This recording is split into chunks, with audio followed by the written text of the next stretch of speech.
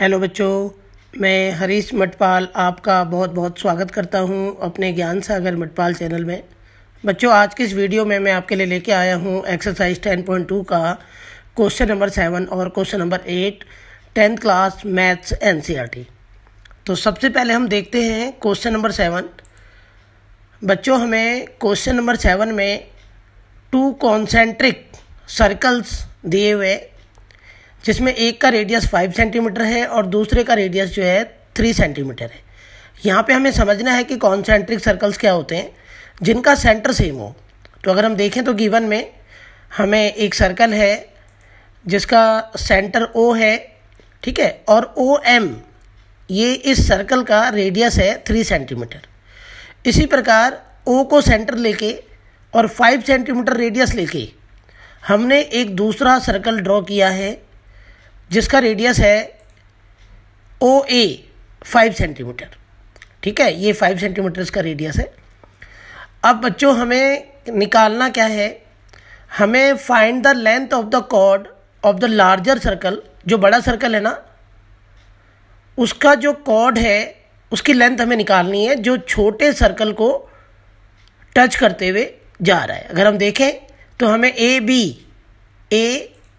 B ये बड़े वाले सर्कल का कॉर्ड है, छोटे सर्कल को टच करते हुए जा रहा है।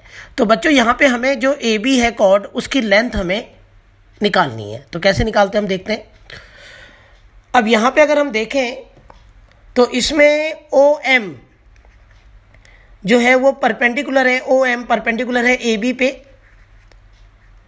AB जो टेंजेंट है वैल्यू बराबर क्यों है? क्योंकि जब भी हम परपेंडिकुलर डालते हैं फ्रॉम सेंटर, जब भी हमने एक परपेंडिकुलर डाला है फ्रॉम सेंटर ऑन कॉर्ड, तो जो भी सेंटर से परपेंडिकुलर डाला जाता है कॉर्ड पे, वो कॉर्ड को 2 बराबर पार्ट में बाइसेक्ट करता है। तो अगर हम ये स्टेटमेंट को ध्यान से पढ़ें तो ये लिखा हुआ है कि जो परपेंडिकुलर हमने सेंटर से डाला है कॉर्ड पर, उसने कॉर्ड को, जैसे हम देखें ये सेंटर से हमने परपेंडिकुलर डाला कॉर्ड AB पे, तो उसने AB कॉर्ड को 2 बराबर पार्ट में डिवाइड कर दिया, AM इक्वल टू MB। तो जितना AM होगा बच्चों उतना ही MB की वैल्यू होगा, और AM हमने कितना निकाला अभी 4 सेंटीमीटर, तो MB भी बच्चों 4 सेंटीमीटर होगा। अब यहाँ पे हमें जो AB है लार्जर सर्कल का जो कॉर्ड है उसकी लेंथ हमें निकालनी है। तो AB AM प्लस MB होगा। अगर हम ध्यान से देखें तो AM और MB तो दोनों बच्चों 4 सेंटीमीटर है। तो यहाँ पे AB की वैल्यू निकल के आ गई है 8 सेंटीमीटर, ठीक है, और यही AB की लेंथ बच्चों हमें निकालनी थी। अब हम क्वेश्चन नंबर 8 देखते हैं। क्वेश्चन नंबर 8 में हमें एक ABCD क्वाड्रिलेटरल दिया है, ठीक है। तो देखते हैं हम लोग, एक क्वाड्रिलेटरल ABCD हमें गिवन है जिसके अंदर एक सर्कल है, जिसे कहते हैं सर्कमस्क्राइब सर्कल। तो यहाँ पे बच्चों ABC और D ये ABCD एक क्वाड्रिलेटरल है और इसके अंदर जो है एक सर्कमस्क्राइबिंग सर्कल है जिसका सेंटर है बच्चों O। अब ये AB जो है सर्कल को टच कर रहा है point of contact P point पे, उसी प्रकार से BC सर्कल को टच कर रहा है बच्चों Q पॉइंट पे, और जो DC है वो सर्कल को टच कर रहा है R पॉइंट पे, और जो AD है वो सर्कल को टच कर रहा है S पॉइंट पे, ठीक है। तो ये सारे के सारे पॉइंट ऑफ कांटेक्ट हैं। तो अब हमें क्या प्रूव करना है? हमें प्रूव करना है कि जो AB है और जो CD है उनका सम बराबर है AD और उसके अपोजिट जो साइड है BC, इन दोनों साइडों के सम के बराबर। तो हम सॉल्व करते हैं इसको।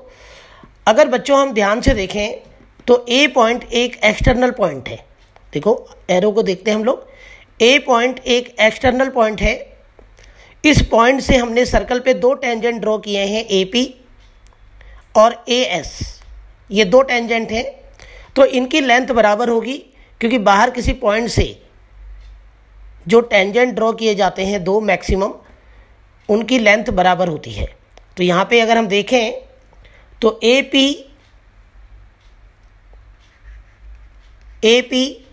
और बच्चों ए एस इन दोनों की लेंथ बराबर है, और इसका रीज़न है कि टेंजेंट जो ड्रॉ किए जाते हैं एक्सटर्नल पॉइंट से उनकी लेंथ इक्वल होती है। ठीक है, उसी प्रकार से अब हम ले लेते हैं बी पॉइंट। बी पॉइंट से हमने एक टेंजेंट ड्रॉ किया पी बी या बी पी, और यहीं से एक हमने टेंजेंट ड्रॉ किया बी क्यू।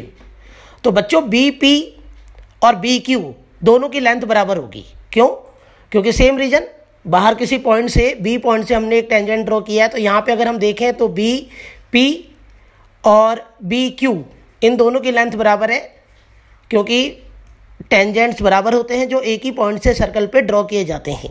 ठीक है, ऐसे ही बच्चों अब हमने ले लिया है सी पॉइंट। सी पॉइंट से हमने एक टेंजेंट ड्रॉ किया सी आर और दूसरा टेंजेंट ड्रॉ किया सी क्यू। तो सी आर और सी क्यू इनकी लेंथ बराबर होगी, और वही सेम रीजन है जो इक्वेशन थर्ड होगा। तो यहाँ पे अगर हम देखें तो सी आर हमें सामने ए बी के सामने जो सी डी साइड है उसको पहले लिखना है, और सी क्यू इनका लेंथ बराबर होगा इक्वेशन थर्ड। ऐसे ही बच्चों अब हम ले लेते हैं डी पॉइंट। डी पॉइंट से हमने एक टेंजेंट ड्रॉ किया डी एस और दूसरा टेंजेंट ड्रॉ किया डी आर। डी एस और डी आर इनका लेंथ भी बराबर होगा। पहले आपको हमेशा डी आर लिखना है, सामने सामने की जो साइडों के पार्ट हैं, फिर डी एस। तो बच्चों ये इक्वेशन फोर्थ है। अब हमें क्या करना है कि ये सारी इक्वेशंस हमें ऐड करनी है। ठीक है, तो adding equations first, second, third and fourth. तो हम क्या करेंगे, चारों इक्वेशंस जो है इन्हें ऐड कर देंगे बच्चा। और जब हम चारों इक्वेशंस ऐड करेंगे तो कैसे ऐड करेंगे हम लोग, लेफ्ट जोड़ेंगे। सबके लेफ्ट हमने ले लिए हैं A P B P C R और डी आर। ऐसे ही सबके राइट हैंड साइड भी ले लिया। इक्वेशन फर्स्ट का right hand side A S और इक्वेशन टू का right hand side B Q, इन्हें ऐड करते जाएंगे हम लोग। और इक्वेशन थर्ड का right hand side C Q, और उसी प्रकार से इक्वेशन फोर्थ का right hand side D S, इन सबको ऐड करेंगे हम लोग। अगर हम देखें ग्राफ को ध्यान से तो ए पी और पी बी इनको अगर हम देखें तो इनको जोड़कर हम लिख सकते हैं। यहाँ पे अगर हम देखें ए पी और बी पी इन दोनों का जोड़ होगा बच्चा ए बी। ठीक है, उसी प्रकार हम ऊपर देखते हैं ए बी के अपोजिट जो साइड है सी डी, उसमें देखते हैं डी आर और आर सी। तो डी आर और आर सी मतलब सी आर, इन दोनों को भी हम जोड़कर यहाँ पे अगर हम देखें तो सी आर और डी आर, ठीक है, सी आर और डी आर, ध्यान से ग्राफ को देखें, इनको जोड़कर बच्चा हम लिख सकते हैं डी सी। उसी प्रकार से ए एस अगर हम देखें यहाँ पे ग्राफ में ध्यान से, ये ए एस है और इसका पार्ट हमें चाहिए एस डी। तो हम क्या करेंगे, ए एस और एस डी को एक साथ लिख देंगे। जैसे ए एस ये रहा, इसके साथ हम लास्ट में जो लिखा है ना डी एस बोलो या एस डी बोलो, बहुत एक ही बात है, बहुत आर द सेम थिंग।